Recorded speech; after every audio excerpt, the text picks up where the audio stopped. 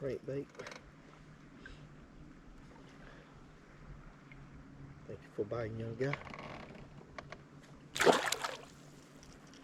Yeah, been getting ran over by boats lately. Not physically ran over by boats, but I thought I would have the lake to myself today. Boy, was I wrong. Welcome everybody back to the channel. Today we're gonna do something different, but things that I've talked about in the past that I was gonna start doing on my channel. Today I'm gonna break down my cranking rod setup, in which I use to go out there on the lakes and catch bass with, from spotted bass to largemouth bass.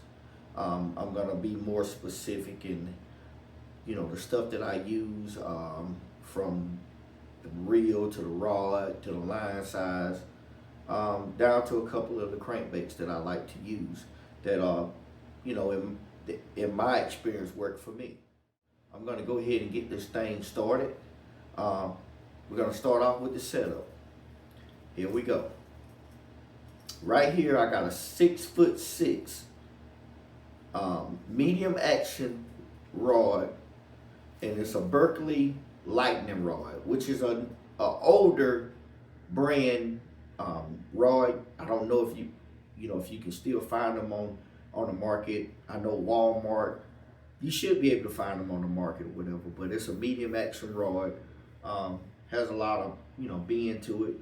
I love this rod. It's a 6'6" rod. So I would, if you're a beginner crankbait fisherman out there, I would begin with like a 6'6" rod or a 7-foot rod. I wouldn't go no higher than that, because I think sometimes when you go higher, you jeopardize accuracy. But on to the next thing. Paired on this Berkley rod, I got a Abu Garcia Black Max. The one that I use is, I've had it for a couple of years now. I think they got some newer versions out now, but I got an Abu Garcia Black Max. It's a 6:4 to 1 gear ratio. Now, one thing about gear ratio when you're fishing with crankbait, you want to be slower. If you can find one a little bit slower than 6'4" and you can bear it being as slow as it is, that's fine, because the slower the better, in my opinion. But I use a 6'4" to 1 gear ratio. One thing I do, I believe in keeping my drag not so tight, because anytime you're fishing with treble baits and everything else, a lot of times you got the fish skin hooked, on the side of the face or in the mouth or whatever. So if you got too much drag, you can pull away. You can do a lot of things. You stop messing my video up.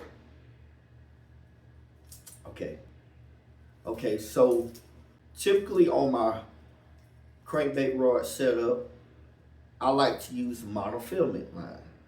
Now, I know you got these ones out here that talk about fluorocarbon, use nothing but fluorocarbon, get the bait deeper, and all that's fine. But sometimes I just feel like there's no need to spend the extra money to get something deeper, because the way I look at it, a lot of us out there that are fishing, we're fishing for fun.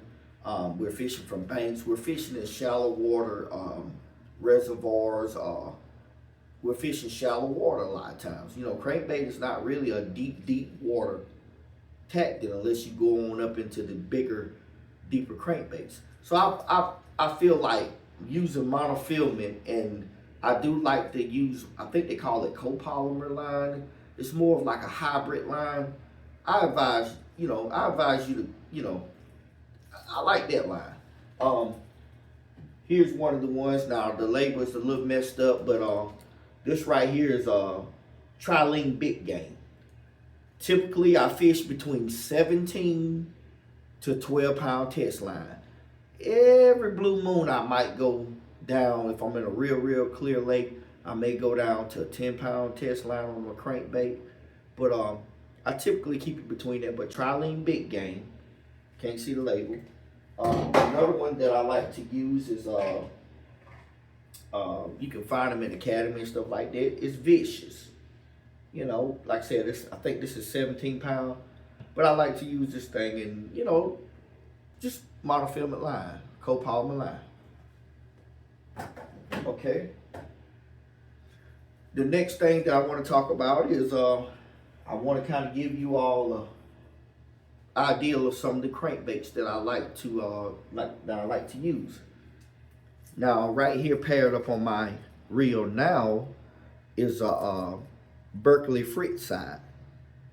Well, it's not a Fritz side. I think they call these the what they call this thing? They call it the well, I like Berkeley Fritz side too, but this one right here is called the I'll leave it down in the description of this one. But I typically like to throw this one, which runs pretty deep. And one thing about crankbait, you wanna be touching stuff. You know, when you cranking that thing in, you wanna feel tree limbs, you wanna feel rocks, you wanna feel things that you're throwing at. So, you know what I'm saying, get something that can touch the bottom. Okay. Another crankbait that I like to throw, Strike King. KVDs 1.5 and the 2.5. This is the 2.5 and this is a 1.5. I like to throw both of these right here. They work pretty good. These are more like a square bill style.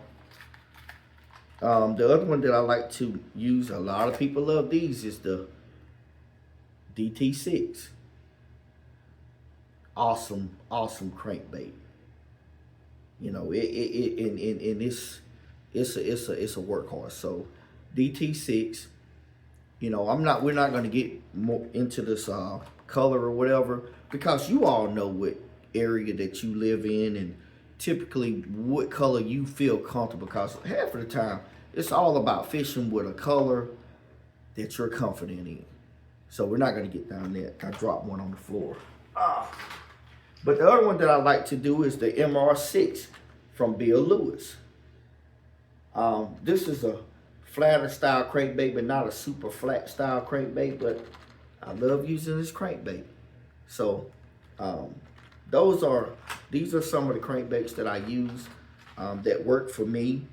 And I advise you, if you have, you know, crankbaits that work for you, keep using what you're using. But if you want to try one of these out, I have it also down in the description. Right now we're in the first part of December. Cranking can catch some really big fish.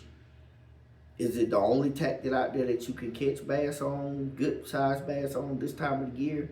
No, it's not. You know what I'm saying? But it is definitely one that can definitely benefit you. So the areas that you want to target when you're fishing with crankbait, I kind of touched on it a little bit earlier. You want to touch in areas where you have rocks. You want to touch in areas where they're lay down, road beds, any kind of gravel like bottom, points. You know, use your crankbait in those areas right there, around docks, stuff like that. And like I said, use your slower gear ratio. You know, your retrieve, you don't just have to do a straight back retrieve. You can kind of play with your retrieve or whatever, anything. And once you get a couple of strikes on it, kind of remember how you was doing it, and you know, keep doing it. So with that being said, this is going to complete my crankbait session of this this talk or whatever. If you're new to my channel, welcome. I hope you enjoyed it. Subscribe to my channel. Every week I update with new fishing videos of some degree every Thursday. So I would appreciate if y'all would subscribe, like the video, share with a friend. Sorry y'all, my camera cut off on me, but you know, like I was saying, share with a friend.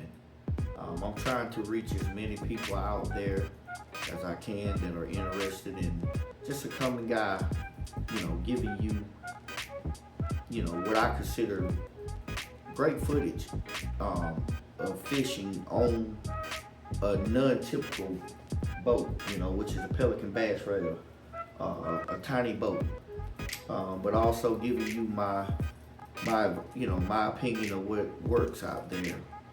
Um, but with that being said, I appreciate each and every last one of y'all for taking time out of your busy schedules to check out my video. And with that said, I'm gonna go ahead and get up out of here. I'll holler at y'all on the next one.